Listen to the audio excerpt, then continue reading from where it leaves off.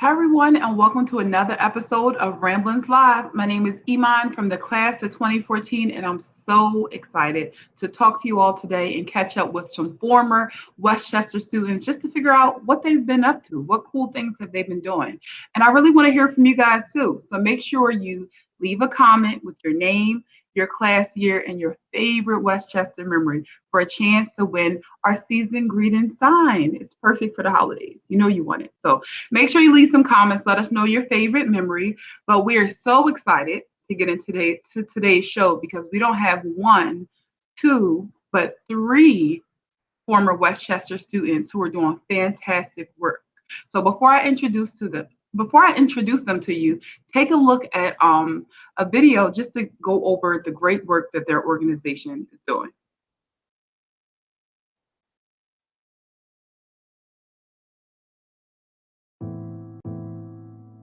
My life was changed forever when I heard those three little words. You have cancer. Not only was I dealing with the initial shock of the diagnosis, but the financial and emotional hardships that seem to come with it. Would she be all right? Would we be able to pay the bills? How will I get to basketball practice when Mom has appointments? How are we going to pay the rent? Or even buy groceries for my family. I found myself waking up in the middle of the night with so many thoughts running through my head. I didn't know how we were going to make it and how it was all going to get done. All I needed all I needed was a light of hope. That's when the phone rang and it was Bringing Hope Home. Bringing Hope Home is a nonprofit organization that provides unexpected amazingness to local families with cancer through financial and emotional support. They provide hope through a one-time grant that pays essential household bills for families like us actively undergoing cancer treatment in the greater Philadelphia area. We saw firsthand what unexpected amazingness was all about. And they helped pay our mortgage. They paid our electric and gas bills. They even provided gifts for my family during the holiday season. I was so relieved and was able to sleep at night. They gave us peace of mind. During this difficult time in our lives, Bringing Hope Home was there for us. And most importantly, I wasn't a patient to them. I became part of the family. Part of the family. Part of the family. There's much more work to be done because there are so many families like ours that need your help. To learn more and be a part of the unexpected amazingness, visit bringinghopehome.org.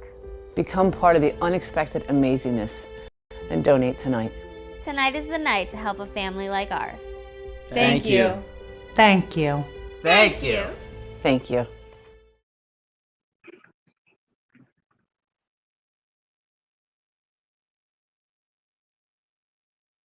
Three of the alumni staff from Bringing Hope Home: John Farley from the Westchester class of 2008, the Chief Development Officer; Amy Siebold, the Chief Operating Officer; and Amy Padley, the Donor Relations Specialist. How are you guys today? Hi, we're doing good. How are you doing? I'm doing pretty good. So excited to talk with you all. We see this amazing work you all are doing. You all are part of the development and donor relations team. It's just exciting to be here today. It's a good day. Anytime we get to talk to Westchester alumni, it's a good day. Absolutely. So let's get into this. So where are you all from?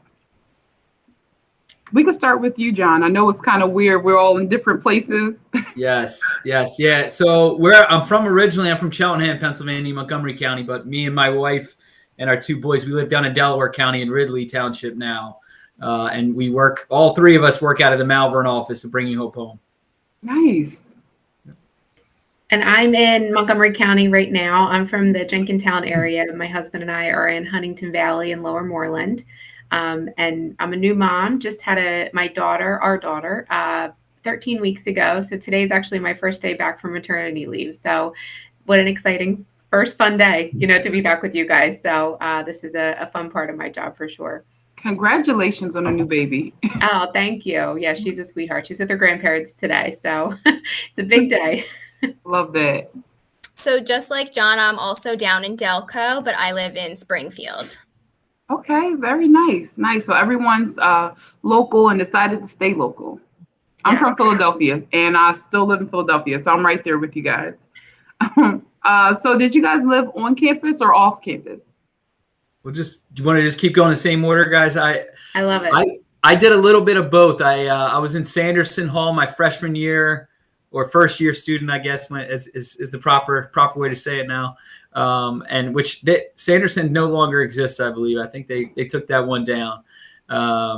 But after that, I did off-campus housing. I was lucky enough. I was in a fraternity. I lived in the fraternity house my second year, and then another couple years off campus on Price Street, and then right behind 7-Eleven on Bernard Street. So we had some very very interesting experience being out in the community, and it was really nice. Just beautiful architecture, beautiful downtown area. I absolutely loved it there. Yeah, Westchester is just a gorgeous town. Absolutely. It is. Yeah, and like John, I was on campus and then off campus. So I was on campus in McCarthy Hall. My best friend from high school and I decided to room together, and we were roommates in McCarthy. And then I lived in University Hall my sophomore year with a couple friends. And then my junior and senior year, I was in an off-campus house on the 600 block of Walnut Street. So lots of good memories from all those different places. And I don't think McCarthy's there anymore either. I think University Hall is still there, but I think University Hall is still there. Okay. Sure. Yep. Great.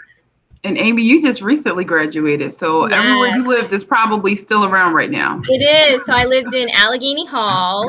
My twin sister was my roommate, and that was the best decision ever. It made the college adjustment so much easier, like leaving home for the first time, even though we don't live that far. And then for 2 years, I lived in a house on Franklin Street. So it's kind of on the outside of the borough. And then for my senior year, I lived in an apartment on Walnut Street. Okay, so everyone did the same thing. You kind of started on campus, and then as you grew your wings, it's like, all right, I can do some off-campus living now. Yep. Yeah. That's really cool. What was everyone's major and minor, if you had one? I switched around a lot, but I ended up with a liberal arts degree with a minor in psychology. So I definitely got to experience a lot of different classes and went down a couple roads in terms of, I think originally education, then I was in marketing, business. So I was all over the place, but ended up, liberal arts degree with a minor in psychology. That's what college is for, to try different things, figure out what you want to do. I didn't know that, John. Yes. So I was a business major, marketing major specifically, and then I minored in communications, which to John's point, I really didn't know what I wanted to do. So the business, department was just great to learn a bunch of different skills and different things that piqued my interest. And now I think I use parts of that in what I do now, but I am by no means a marketing focus in my day-to-day job. So it just goes to show you what you graduate with isn't necessarily what you're going to do. But yeah, I was marketing focused. So I was a media and culture major with minors in Spanish. And then my senior year, I picked up a journalism minor. I do feel like some of it plays into my day-to-day. A lot of it was really up to date with what was happening in media and social media at the time, had like a lot of hands-on experience. And I don't know, I loved the department and the classes that I took. I had just had a great experience in my major, and it all paid off. So Nice. Yeah, I'm sure you do a lot of writing, so that journalism probably comes in handy. So what is your current professional position? I introduced you guys a little bit at the top, but just kind of describe your day-to-day to us. Yeah, absolutely. So obviously, logically, the liberal arts degree goes right into fundraising, right? So there's not really a path out of undergraduate to become a fundraiser. You kind of back into it, but I think, everybody here, and I know even you, Iman, said you were associated with the nonprofit at first. You just get involved. You want to be good. You want to help out. You want to do something in the community. And then it really evolved from there. So I got involved with communications, originally in nonprofits. Then I got into the fundraising side of it. And now I've been in fundraising and nonprofits for about 15 years. And I'm the chief development officer. So I will be in charge of all the income for the organization. So getting sponsors for our events, individual donors, reaching out to foundations to give us grant money, working with and partnering with great companies that want to host events to benefit us, whatever it is that people can see on how they want to support a neighbor battling cancer. I try to help them come up with the best way to reach out to their friends and their networks, and just try to find the best way we can support as many families as possible. And that's really our main goal. So I oversee a lot of that. I do a lot of the planning, a lot of the higher end donors, but it's an absolute team effort. We have a great team over here, and we have an amazing board of directors and a lot of committee people that help out in different events and things like that. So it's a team effort. We're a small team, but we have a lot of volunteers, a lot of great people that help us help over 700 families this year with cancer. So it's been a good year. Super rewarding work. Absolutely. Yeah. Absolutely. And I'm kind of in a unique position. I am our Chief Operating Officer. As I stated earlier, fresh back from maternity leave. That's my new position. I have been with the organization for 11 years, and up until today, I was in our family department. So basically all the money that John and Amy helped to raise, I was in charge of kind of spending that money to help the families that we help at the end of the day with our incredible family team here, Judy, Rachel, and Norma. So the families are nominated to us by their social worker, and it's families with any kind of cancer who live in any of the counties that we serve in Pennsylvania, New Jersey, and Delaware. And we help, like I said, anyone with any kind of cancer as long as they're in active treatment. So I kind of worked with that nomination process from the social workers identifying the family to them applying to Bringing Hope Home for help. And at the end of the day, us helping to pay their bills. So we help with things like rent, mortgage, utilities, car payment, groceries, anything in kind of that. If it's a necessity to you, it's something that we help to pay with is kind of how we look at it. And then recently, like I said, I'm now in operations role at the organization. So this whole family piece and the help that we give falls under my role.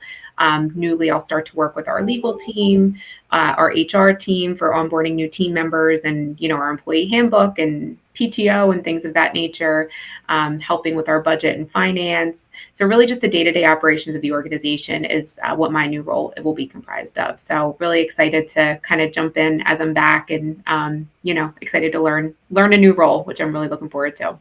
That's amazing. So congratulations on being a new mom and on a new role. That's really exciting. Thank you. Yeah, it's been about a year of a transition, but I think taking that step back during my leave has allowed me to, feel like I'm fully coming back in my new role and to own it a little bit more and just make me feel comfortable. So the team's been really great to help me with that transition too. So I'm excited. Love it. So when I started with Bringing Hope Home, I was actually an intern. And I was doing all of the communications and social media for Bringing Hope Home. So just like a note to Westchester students, like your internships, take them seriously and they'll all pay off. And then it was, I guess, the summer when I got offered to be on the development staff doing donor relations. And so now I spend a lot of time in our donor database, seeing everything that comes in and issuing receipts and thank you letters. And very shortly in the new year, I'll be overseeing communications with our individual giving program. So the donors in our individual giving program, I'll be keeping them up to date on organizational updates, and just keeping them in the loop with the work that we're doing. That's amazing. And I love that note about internships. It's so important. People don't usually ask like, oh, what was your GPA? They're like, what internships did you do? But it really helps when you can come in and just make a difference at whichever organization you're at. So congratulations for making that transition. Thank you. Really cool. So right now I just want to get into a little bit about, COVID. We all know it's affected us and sometimes we don't want to talk about it, but I would love to, first of all, I'm happy that we're all here. And second, I would just like to talk about how COVID has impacted your life and your work specifically at your organization. Yeah, I can start. And also a fun fact, Amy Siebold, her 12 years of Bringing Hope Home started as an intern as well. Oh, so nice. Okay. That's how she first came to the organization. And look, now she's our chief operating officer. So it can definitely lead to amazing places. I would agree, Iman. I'm happy that we're all here. I would happy that we're, trying to figure out the best path forward, how we're going to move forward with COVID. And it seems like in the news, it's not going anywhere in the near future. So, it's everybody experienced something really together as a community, and we all had, the different parts of the roller coaster. I know there's a lot of politics, involved as well. People are different views of how we can get through this together. But I think everybody has made adjustments. And one of our things that we were able to make here at Bringing Hope Home was, a lot of donor meetings have moved to Zoom calls, which you would never do that in the past. All of our signature events, we rely on events, whether it's schools doing fundraisers for us or a company hosting an event for us.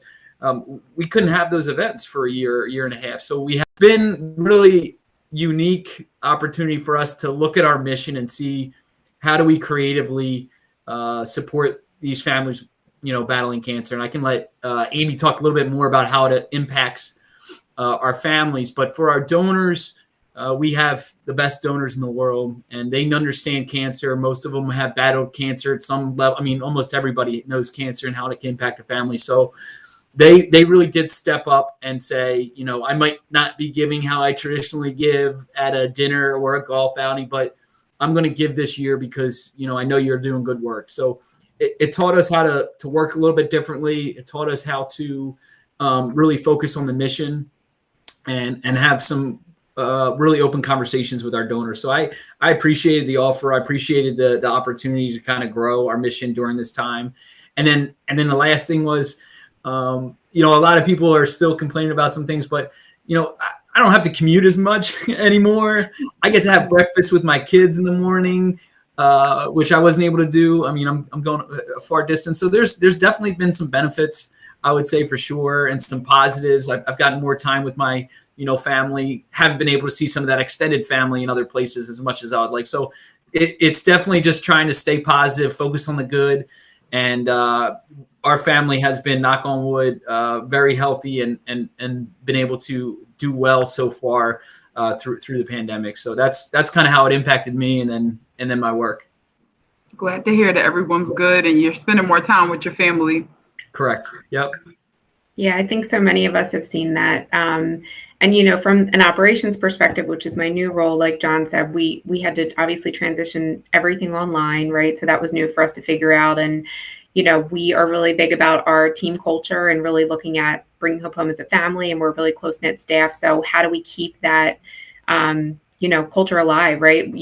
How many calls is too many to have with your team to check in, and how do you keep those fun things going?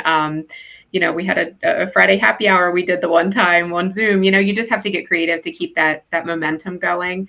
And the whole working from home full time was a big transition for us. But I think we've gotten into a really good groove with that. And we've learned a lot to take into the new year with us that will always be a part of us. So that's been beneficial. And then I think more importantly, the things that we saw on the family side of the services we provide and how we help our families.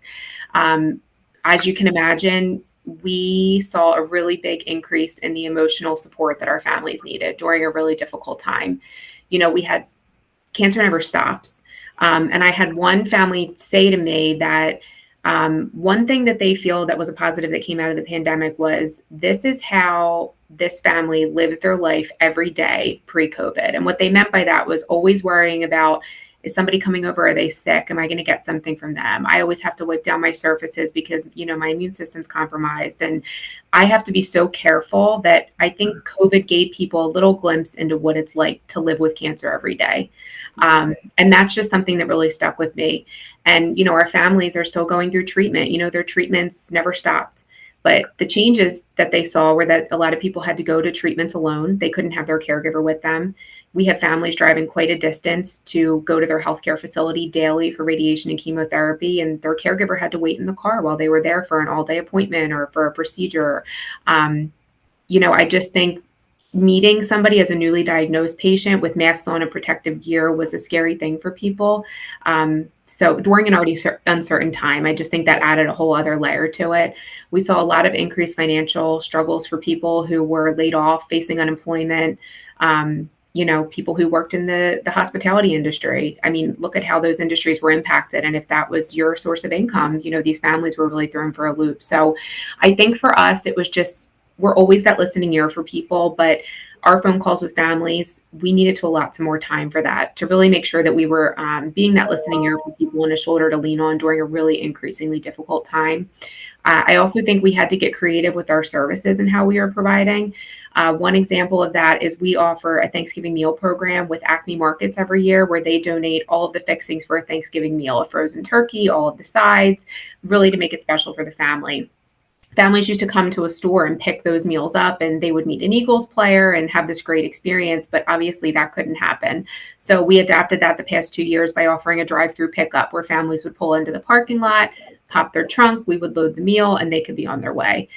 We also do a program right now called our Adopt a Family program, where we help families for the holiday. And families used to put together a gift list of things they wanted. So, size large clothing, new pair of sneakers, whatever it is. And our donors would shop and deliver those gifts to the family. Well, last year we took a step back and said, we can't send anyone into our families' homes to do this. So we did e-gift cards that we were able to have our donors donate the money. We purchased the gift card and send it to the family electronically. And it was such a great learning for us because we actually realized last year, after talking to our families and sending a survey out, that 98% of our families preferred receiving the gift cards over the gifts because it gave them that sense of normalcy to be able to shop for their own family members.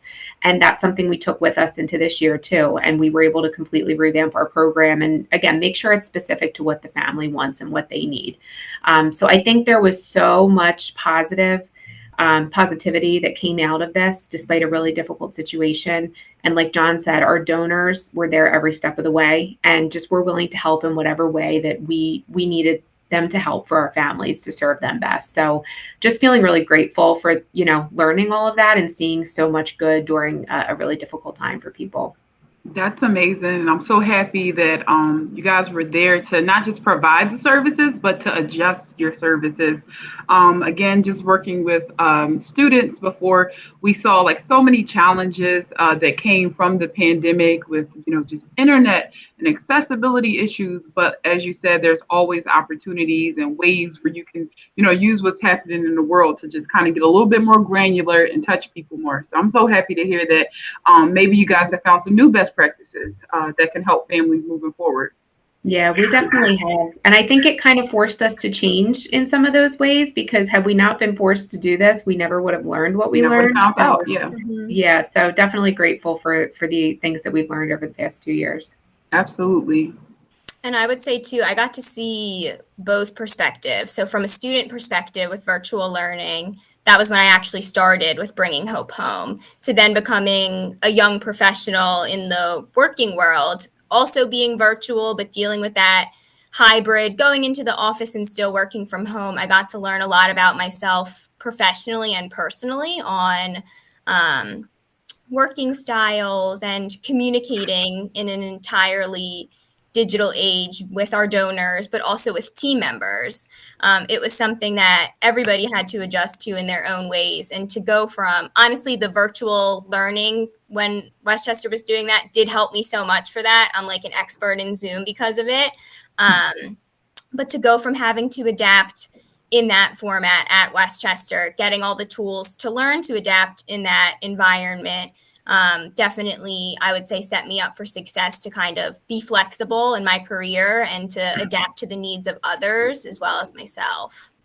Seriously, it's kind of interesting that you just came out with your first job being remote, because a lot of us had to learn to be remote, but you were just, like you said, just kind of ready to go because of it Westchester. was interesting. It was an adjustment. I remember when I was still an intern, I didn't know what my career path was going to take before Bringing Hope Home reached out to me and said that they wanted me to stay on. And that was scary, thinking that there's so many possibilities. The world was opening up, but not quite. Everything was all over the place. And I'm very, very lucky to stay with Bringing Hope Home, and everything worked out how it was meant to. It always does. It always does. It does. So I want to move on to how Bringing Hope Home is currently connecting with Westchester students. Yeah, so I can talk a little bit about that. We, well, first of all, they are, Westchester University is a great source for employees.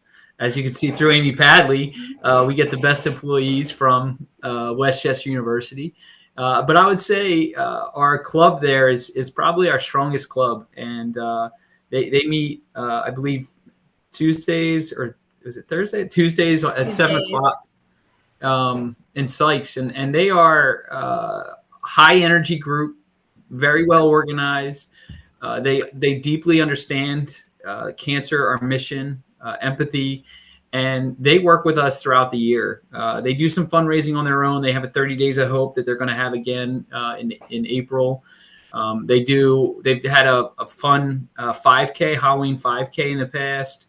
And then they come out to our events and help our huge in-person events where we have maybe 500 people be successful, because, you know, we want people to have a good time. We want people to have fun in our events. We want to try to attract people there based on, you know, who the keynote speaker is and all that. But at the end of the day, we want to raise some money to help some families. So, you know, they'll walk around and help us with our raffles. They will help us with our donation drive. They will help us make sure the guests feel welcome. And if we're a small team that only has, 7, 8 full-time employees, we can't possibly host an event for 300, 500 people. So it's key to have strong volunteers that can come in and step up. And the quality of volunteers we get from that Westchester University Club is top notch. And we have been growing our relationship with them. The president of the club is an outgoing intern for us right now. The incoming president for the club is going to be our events intern for the spring. So it's just a relationship that has been giving a lot of positive energy both ways, and it's been growing, and it's been a great relationship. And we are so happy that there's such a strong chapter, and that Westchester is, you know, such a great place for all of our staff. So we want to stay connected the best we can for as long as we can there. I love that. And I do have a question. You mentioned volunteers and how the club at Westchester is a great way to get volunteers. If someone else was interested in volunteering or donating, how would they do that? Yeah, so we have a lot of different ways to get connected. As we have our website scrolling on the bottom, there's definitely ways to get connected at our events. But some fun and unique ways that we have, since we do pay bills for families directly through phone calls, things like that. It's not that type of hands-on. It's more the fun teamwork, team building opportunities. So we have an amazing 5K in Sea Isle. We always have some really cool teams that come out to that. You'll see a bunch of different shirts, whether it's a company or a group or a family honoring somebody who's battling or passed away from cancer. So that's a great way to come out and give back. And it's a walk run, so you don't have to be a runner. We have a Bags of Hope program where you can put together a care package that's going to go to a local hospital that will help somebody during their chemo treatment. So that's a really great opportunity, and that's all on our website as well. And then obviously getting connected with us in another way in terms of getting more involved with our events at a committee level or volunteering the actual day of. So there's a variety of ways to volunteer. Obviously there's ways to give back, but if you're, you know, involved with a company and your company does any volunteering or anything like that, you can reach out to myself, Amy Padley, and we would be more than willing to, you know, have some further conversation, see how we can both accomplish our mission, but make sure, you know, the company is getting what they need in terms of teamwork and volunteerism, and we can showcase that and help make sure and facilitate that it's a good experience for everyone. Perfect. Yeah, we'll definitely stay connected, but it's good that everyone knows how they can get involved. And I think for our last question, I just want to ask, what has been the most impactful and rewarding experience that you guys have had so far being part of this organization? I know it's a heavy question. So That is a little bit of time. That's a good one. That is. I mean, for me, it's so hard to pick one. I just think I'm so fortunate to get to work with the families that we support at Bringing Hope Home every day. And, you know, just hearing a sigh of relief from somebody on the other end of the phone when you tell them that, you know, you're going to keep their home from being foreclosed on, or you're going to keep their electricity on, or they are going to get a gift card tomorrow that they can use to put food on the table for their family. I mean, it's really just those day-to-day interactions for us that are putting our donor dollars to work and really just making a lasting impact on the lives of the families that we're helping. So, you know, it's hard to pick one, but I just think the work we do is so meaningful, and we get to see that here every single day. And we're so fortunate to get to do that. And you leave fulfilled every day. You really do. It's hard to have a bad day here when you're doing such important work, and, you know, seeing the struggles that people have and how you're making them a little bit better.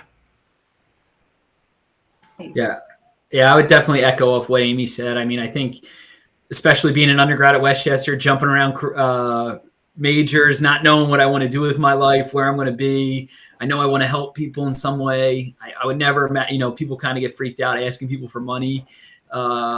It's really an opportunity for me, I think, every day to meet with these amazing people that we call donors, but they're not. They're just good quality people, good quality neighbors, and they know how cancer impacts a family, even when you have resources, and they want to give back in some way. So I just look at it as every day I get to be an opportunity to bring literally thousands of people into our mission and help them find their direct way to give a little bit of whatever that is, whether it's time or treasure, to directly impact, a neighbor. It's somebody right here in this community. Our money doesn't go to anywhere else. It's all in, southeastern PA, southern New Jersey, the state of Delaware. It's staying here, and it's going to help somebody whose head is spinning right now, and they feel that alone and that scariness of cancer. And so, if I can be a part of that, that's really one of the most rewarding things to me, is that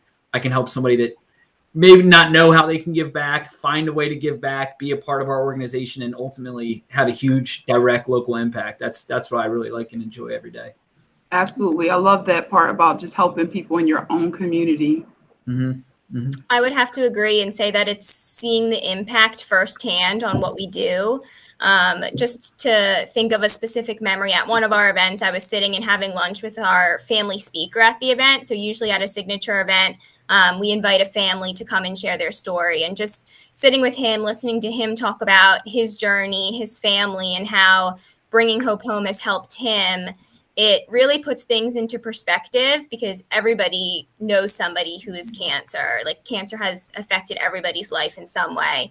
And to just be a part of something that really hits close to home to me personally, but to see that impact directly on somebody makes a world of difference. And like Amy said, like, it's hard to have a bad day when you know that the work that you're doing is bringing so much good. Absolutely. And I appreciate the work that you're doing, and I'm sure the community does. I know I said that was our last question, but we actually have a few questions that we like to end with. So in tradition, I have to ask you guys 3 quick questions. So what is your favorite memory during your time at Westchester? I know that's another loaded question. I got. So, and this is a fun fact. So we do fun facts at work all the time. If you're for like icebreakers at meetings, new staff, new interns, we always like to put people on the spot and say, what's a fun fact about you, if you can share something? So something I probably have never shared with anybody. I was super involved with my fraternity, Greek life, fundraising. I was with a leadership consultant in the leadership department over there. I really took advantage of a lot of extracurricular activities. I had so much fun. But I had this really unique position on student government where I was a special assignment senator, and my assignment was to get the Ram statue onto campus. So I worked with different sculptors, and we did some fundraising, and then we had to figure out where on campus it was going to go and all that stuff. So my legacy, and something that I was a part of, a very small part, there's a lot of people involved. It was really cool to take, kind of the student government lead on the Ram statue, that I get to come back to campus, or even at my graduation, and stand next to a Ram statue, because everybody would always be in front of that big Westchester sign in the middle of the intersection trying to be there for graduation. So I feel like the Ram statue is like a staple to really showcase and move the university forward. So that's something I'm proud of, and really one of my favorite memories is that whenever I go back to campus, I try to go see the Ram statue. That is so cool. Just took a picture with that statue for homecoming. So there you go. So there you go. Yeah.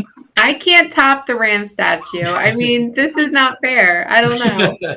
I mean, homecoming was what I was going with. I just always loved it. It was something you look forward to with your friends all year long. I worked at a place that was all Westchester students. So the second you knew the homecoming date, you were requesting your day off to, get that request in the book, and, just make sure you were going to have a fun weekend. So that's definitely my number one. I agree. I know I can't top the Ram statue. Rammy, that statue is iconic. So, but I would say a lot. I was super involved with my sorority, and I would say planning our philanthropy event was one of my biggest and my top memories, because the support that I had around me, the teamwork truly made the dream work, and it was the best day. I'll say I peaked on that day, because it was the best day. I don't believe that. I don't believe that you peaked on that day. Not yet, no. What makes you proud to be a Westchester alumni? I guess I guess for me, I was super involved with the the extracurricular activities. That was very helped shape who I was as a person in terms of working for a common goal with people that you might not agree with or have different views. All that was 100% transferable to my professional life. So just the robust leadership programs I have there was definitely something I was grateful for and proud of for Westchester University. And when I was there, I worked a lot with a nonprofit called Camp Dreamcatcher, and we were fundraisers, but also we were counselors at the camp. And I brought a lot of Westchester students there, and I met my wife there. She was a Westchester student, so I think the way Westchester University interacts with the town and the community and the extracurricular opportunities they have there, I think it's a lot more than just the academics that are available, which are top notch. But I think there's a lot else going on there at Westchester University, whether it's the town or ways to get involved or things like that. So I think that's what I'm kind of most proud of, most happy I got to experience.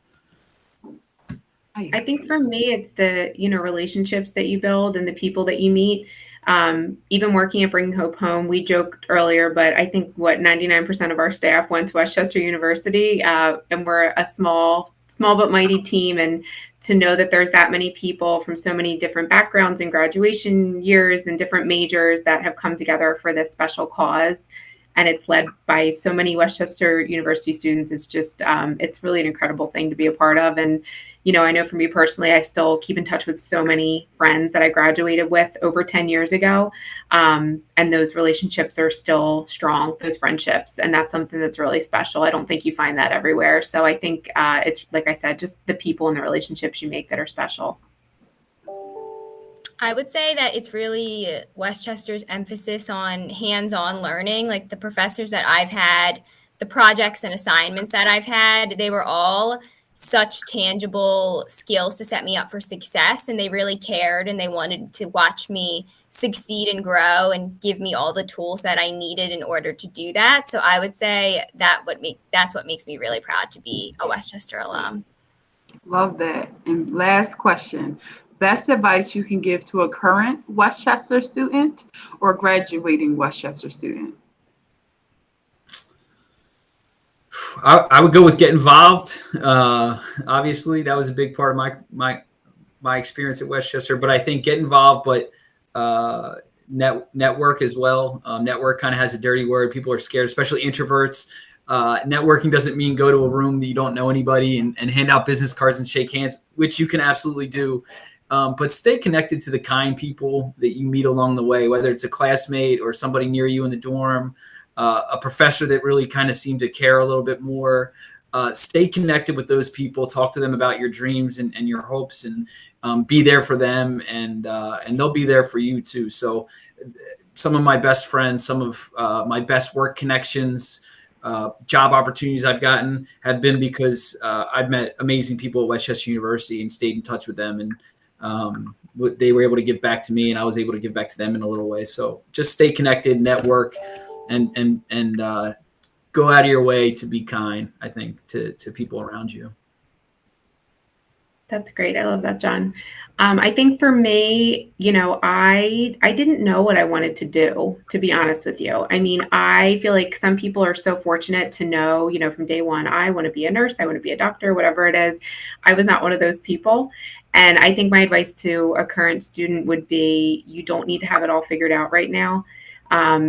I graduated and I started interviewing for jobs, and I was like, I felt a little bit lost, to be honest with you, because I had this great degree and I'm like, oh my gosh, what do I do with this? And what I do now is not directly in line with what I graduated with. And I feel like I found something that was a great fit that I was really passionate about, and I just stuck with it. And here we are 12 years later and I'm still here. So what started as an internship and, you know, a mindset of I want to help people. What does that mean? Has landed me into a really fulfilling career. So I think just, you know, stay true to who you are. Something that interests you is a great path to go down to figure out what you want to do, but you don't have to have it all figured out right now. And I just think being persistent when you find something you like and sticking it out. Like I said, I started as an intern, and then I worked here unpaid for almost a year because I fell in love with the organization, and I said, oh my gosh, I need to do what I need to do to stay here. This is what I want to do.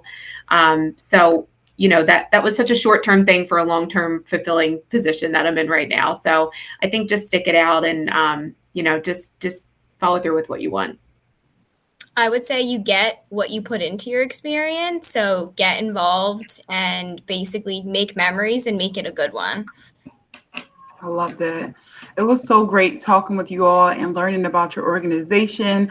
Again, we have it scrolling down at the bottom, the website, if you want to just visit and learn more.